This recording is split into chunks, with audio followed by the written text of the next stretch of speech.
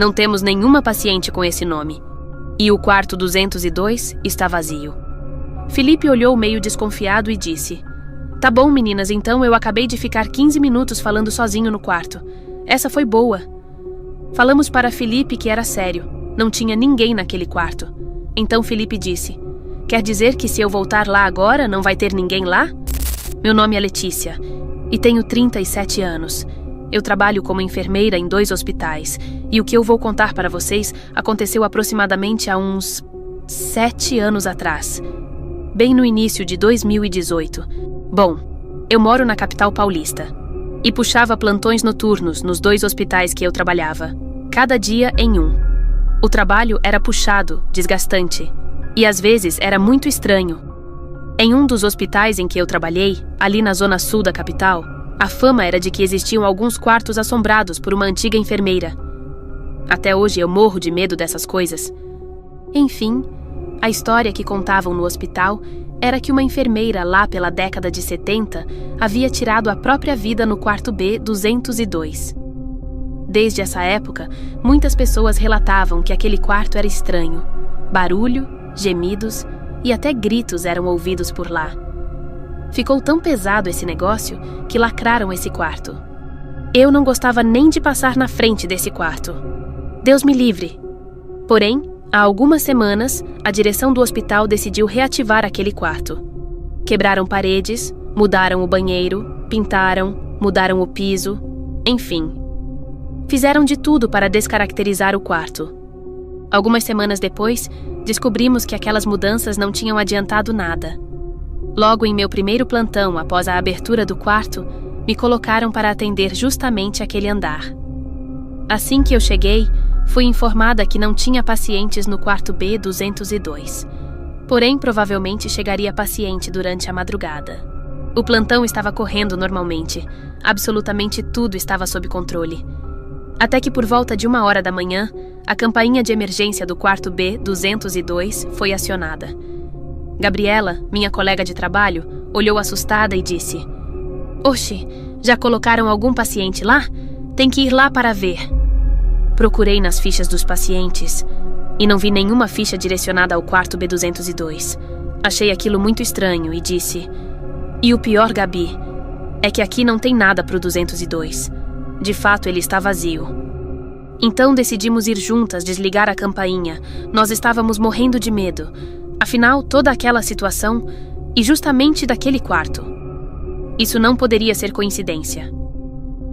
Entramos rapidamente no quarto.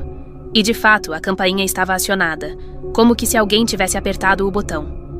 Desligamos a campainha e damos uma olhada no quarto. Não tinha nada de anormal. Então voltamos para a recepção.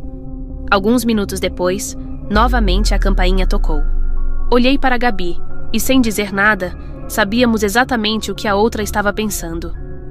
Quando estávamos criando coragem para ir desligar a campainha, um enfermeiro chegou com um paciente para ser acomodado, justamente no quarto B202. Felipe era o enfermeiro da UTI. Quase não tínhamos contato com ele. Sem contar que ele mal descia nas acomodações. Quando ele chegou, pedi para ele fazer a gentileza de desligar a campainha, enquanto eu preparava os papéis do novo paciente. Felipe, sendo muito prestativo, rapidamente foi até o quarto para desligar a campainha. Fiquei preenchendo os papéis do novo paciente e acabei me esquecendo que Felipe estava no quarto. Após uns 15 minutos, a campainha desligou e só então Felipe voltou do quarto. Só aí me toquei que ele ainda estava lá. Quando Felipe voltou, ele nos disse algo que nos deixou perplexas. Felipe olhou sério e nos disse: Mano, a dona Sandra é muito inteligente. Gostei de falar com ela. Ela está bem. Tudo que ela queria era só conversar mesmo, mas agora quero ver como vocês vão fazer para acomodar 2 pacientes em um quarto que só tem uma cama. Olhei para a Gabi e não entendemos nada. Como assim, dona Sandra? Não temos nenhuma paciente com esse nome. E o quarto 202 está vazio.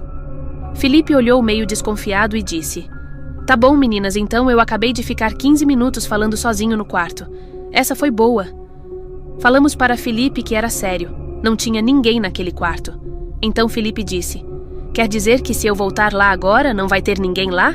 É isso mesmo? Gabi disse: Sim, é isso mesmo. Então Felipe voltou para o quarto. Assim que Felipe abriu a porta do quarto, ele travou olhando para dentro. Ele apontou o dedo para o quarto e começou a falar. Ela estava aqui. Ela estava deitada aqui. Eu falei com a dona Sandra agora mesmo. Isso não é possível. Felipe ficou pálido na hora. Ele voltou para a recepção sem entender nada. Ele jurou que conversou por um tempo com uma mulher chamada Sandra. Na conversa, ela disse para Felipe que não via a hora de sair daquele lugar. Aquilo foi muito estranho. Investigando a história do hospital, descobrimos que uma das enfermeiras que havia morrido naquele andar se chamava Sandra Maria. Ela tirou a sua vida em um dos quartos, assim que descobriu que tinha uma doença terminal. Então, Gabi conseguiu uma antiga foto de Sandra. Levamos a foto para mostrar para Felipe, sem falar quem era a mulher da foto. Alguns dias depois, estávamos em uma lanchonete na frente do hospital. Então Gabi mostrou a foto de Sandra para Felipe, sem falar que era a Sandra. Quando Felipe viu a foto, ele grilou os olhos e disse: Gabi, é ela. Essa é a mulher que falou comigo aquele dia, é ela. Aquilo foi muito bizarro. Falamos para Felipe a história de Sandra e que ela já estava morta há mais de 20 anos. Felipe ficou em choque. De fato, o quarto B202 é muito macabro. Colegas relatam que até hoje é comum a campainha tocar pela madrugada, mesmo quando o quarto está vazio. Muitos pacientes reclamam do quarto e pedem para mudar de quarto. Até hoje existe esse quarto naquele hospital. Ele continua assombrado. Muito obrigado ao pessoal do canal por contar essa experiência estranha que passei. Quando eu tiver um tempinho, prometo que mando outro e-mail, contando outras situações arrepiantes que passei neste mesmo hospital. Sou uma grande admiradora do trabalho de vocês. Até a próxima. Medo, suspense, susto, emoção.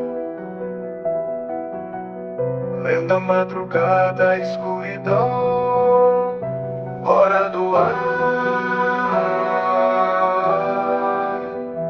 Hora do ar.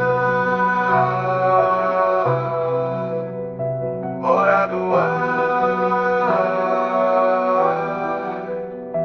Hora do ar.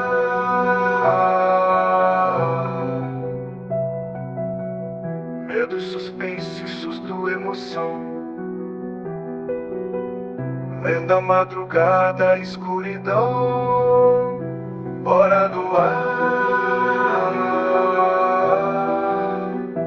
Hora do ar.